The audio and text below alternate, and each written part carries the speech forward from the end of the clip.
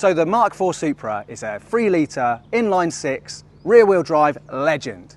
But the values of them these days is crazy, completely unobtainable. And chances are, day to day, you probably need something with a bit more practicality anyway. But today we have a rear-wheel drive shooting brake with the same beating heart as the mighty Supra. That can be yours for a fraction of the price. Shall we get into it? My name's Ben and welcome to Dadcars.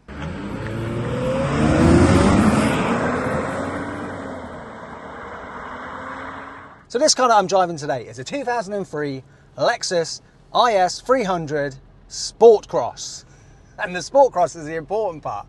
So I'm on my way to go and pick up one of my daughters. I think I'm going to get my 3-year-old in the back of this car here today. So in regards to child practicality, although this is a 2003, it does have 2 sets of Isofix in those rear seats. And currently in the back we have this car's owner's Isofix based rear facing baby seat, which has a rotating base, which is, look, that's actually really handy for getting the child in and out of the seat. Worth pointing out though, with 2 Isofix seats in the back, there is no space in the middle whatsoever. Very similar to what it's like in an M3. But I've measured and I'm confident that you would be able to get a 3-across Multimax seat in the back there comfortably if you needed to with 3 children. One very unique feature is the front passenger seat actually folds down flat and creates what I think is the perfect nappy changing station. How cool is that? Also, the boot is huge. I was able to get a double buggy in quite easily. And the rear seats are split folding. So if you folded the seats down and that passenger seat down, you could fit a canoe in this car. Talk about practical.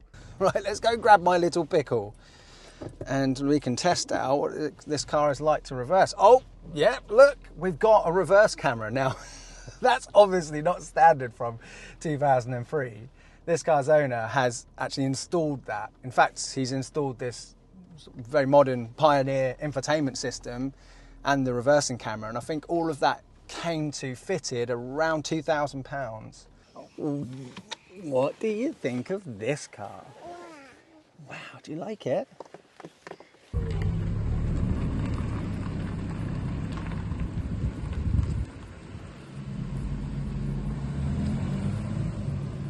Do you want me to tell you about this car and see if you can remember it, okay?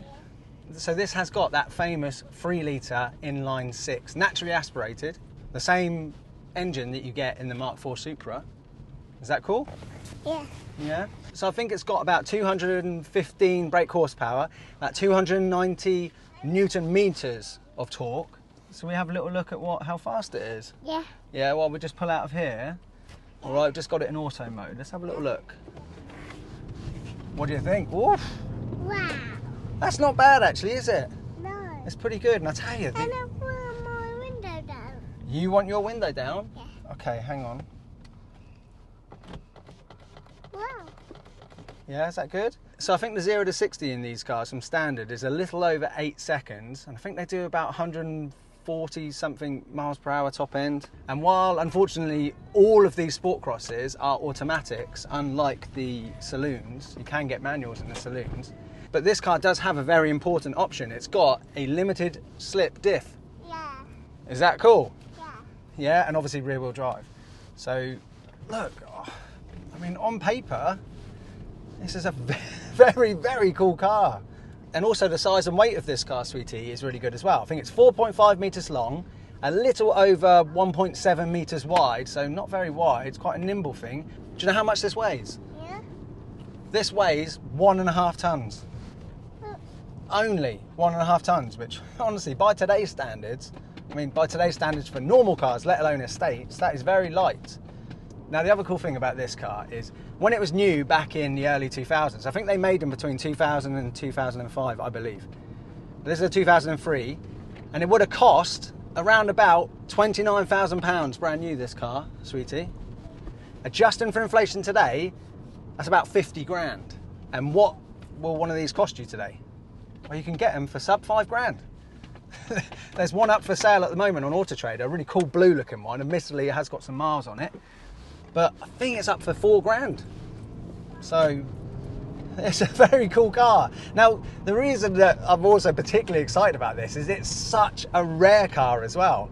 I think globally, they only made around 3,000 Sportcrosses. And on UK roads today. I think they sold about 700 in the UK, but there's less than 400 on UK roads today, which makes this an incredibly rare car. And I must admit, right up until I got the email offer to feature this car, I had never heard of the Sportcross.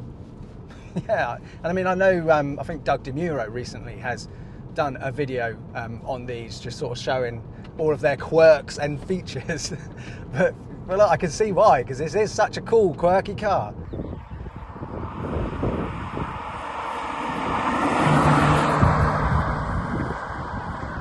And what is this like as a place to sit? Well, I really love it. I am a massive sucker though for anything JDM from around the 90s. I mean, I know obviously this is creeping into the noughties, but yeah, no, it's lovely. Look, you've got this kind of Alcantara-ish sort of material up here, but thankfully you haven't got that material on the insides of the seats, because I always say that in a dad car with young children, you just want wipeable leather.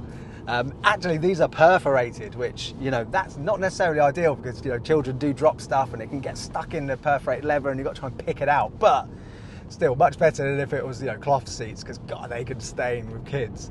This steering wheel is lovely. Really nice in the hand. Feels really special and sporty. And look at these dials. Oh, I love it. Obviously, they were going for some sort of fancy Swiss watch kind of like appearance, and they nailed it. This is really cool. This metal top gear selector is really nice and cool as well. And obviously Lexus, they always come packed with loads of cool features, don't they? I'm not going to remember them all off the top of my head, but you've got heated seats, you've got sunroof, cruise control. There's loads of stuff that you get on these cars as standard. So now let me talk about the looks of this car. I absolutely love it. I mean, I love it in pictures as well as in person. I think this is a super cool looking car. I love at the front that the bonnet is so low. You know, you remember back when cars used to be able to have a really sloping and low down nose on the cars. It looks fantastic. The side profile, that rear window, is a really cool shape, isn't it? Fantastic looking thing. Now this one has been put on coilovers and is lowered slightly, but not too much, you know, so it's got a lovely stance in person. And it looks cool from the rear as well. I like the round lights. I've got one minor grumble though, which I want to share with you all. I've got a thing about Lexus lights.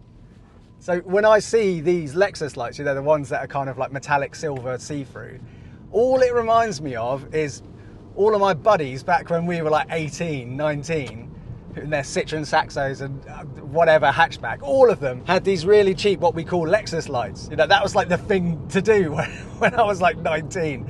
Everyone in their hatchback, oh, you're going to get some Lexus lights and that, are you? So whenever I see these lights, it's kind of been spoiled by all of the terrible taste boy racers back from when I was a kid. And I mean, I never put Lexus lights on any of my cars. I just went straight to having a Mark II MR2. So I've got a bit of a negative connection to these lights. Let me know in the comments below, do you think I'm being stupid?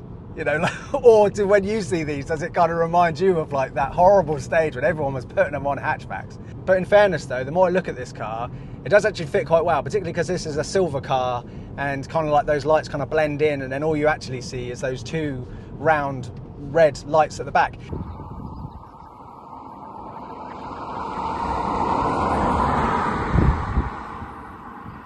So this is an affordable, extremely rare, really cool, quirky car with an amazing engine under the bonnet and with proper practicality. But I know what you're thinking, a 20-plus-year-old Japanese car is going to need restoration work and maintenance costs are going to be through the roof, which is, look, it's a valid concern, isn't it? So I spoke to this car's owner, and let me pass you the voiceover, Ben, now, just to talk you through all of the things that this car's owner's done to it since he purchased it 6 months ago. A set of HKS Hypermax S coilovers, £2,400 fitted. The aforementioned audio head unit and reverse camera, £2,150 fitted. A full set of new tyres, Avons, £350. Maintenance parts that have been required already. A new water pump OEM part, £264. A radiator, £196. Thermostat, £37. Timing belt set, £220. I mean, all of the parts for a full major service are around £100. So obviously you can look at that as, oh God, yeah, look, it's a massive shopping list of things. Oh no, I'm not interested. Or maybe it's because I've spent a lot of time reviewing Aston Martins and Maseratis recently, but when I hear the prices attached to all of those things that has been done on this car, I mean, that they all seem like very reasonable amounts to me. You're not talking thousands, you're talking hundreds. And look, it's the case you're going to have this with any car that's 20 plus years old. The E39 M5 that I recently reviewed, I mean, that needed all new sills and loads of work underneath because it was all rotten.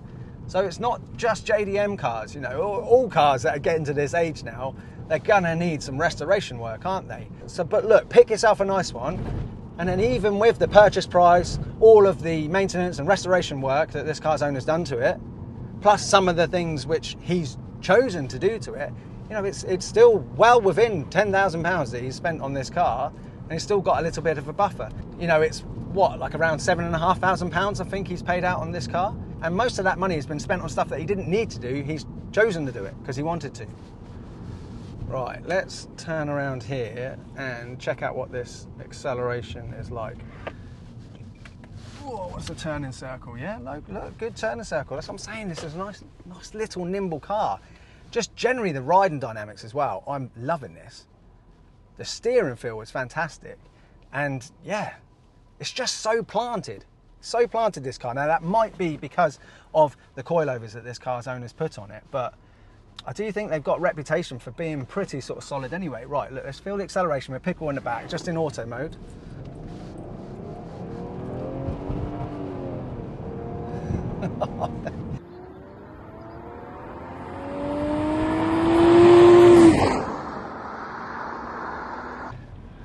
Oh look, I've got to go around this learner.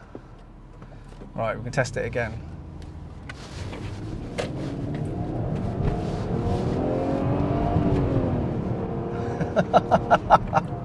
So look, obviously this being naturally aspirated and completely standard power-wise, yeah, this isn't going to sort of like throw you back like a turbocharged sort of JDM car would. But honestly, I feel like it's still, even today, it's got enough punch. And this car's owner was saying that he can't really hear the car very much when he's driving it, but I don't know, I can hear that engine, and it sounds pretty good to me from in here. And when you floor it and you're standing outside the car and it drives past you, it does sound brilliant for a car which is standard. You know, this is a standard exhaust. And, you know, Lexus aren't really about sort of shouting, are they, and draw attention to themselves. It's more about refinement. So, look, for a standard thing, I think this has got bags of character. It feels really, really lovely.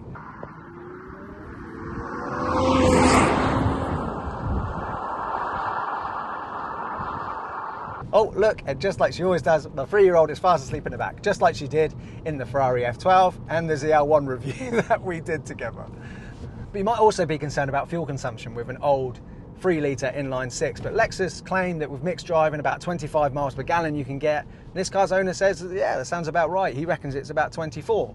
And he does live in central London as well, so, you know, if he lived out somewhere where there's just faster open roads, and maybe, I reckon you probably could hit that 25 miles per gallon. Right, let's put the power button on so I'll hold it in gears a little bit longer and just give it a little bit of pace going around this roundabout. Let's go. Now, Pickle is sleeping in the back, but... oh. Obviously, look, I'm not going to be driving it too fast or throwing it around corners because she is sleeping back there, but you can feel just how wonderful this car is. Honestly, the steering is lovely. It's really well weighted. You know, it's weighted in a way that a lot of modern cars try to sort of synthesize with stiffening up the steering when you press buttons and stuff like that. But you can feel that it's quite authentic in this car, and just the steering wheel as well, and just how planted it is. You know, going around that roundabout a little bit more briskly, it just feels so planted. It really does. This is an absolute joy to drive. Now, another cool sub 5k estate that springs to mind to me, I've always loved the idea of a Subaru Legacy. So if anyone out there's got one and they'd like to see it on the channel, please get in touch. But can you think of any others? You know, 5 grand, sub 5 grand, cool, quirky, interesting, fun, fast estates? Let me know in the comments below, please.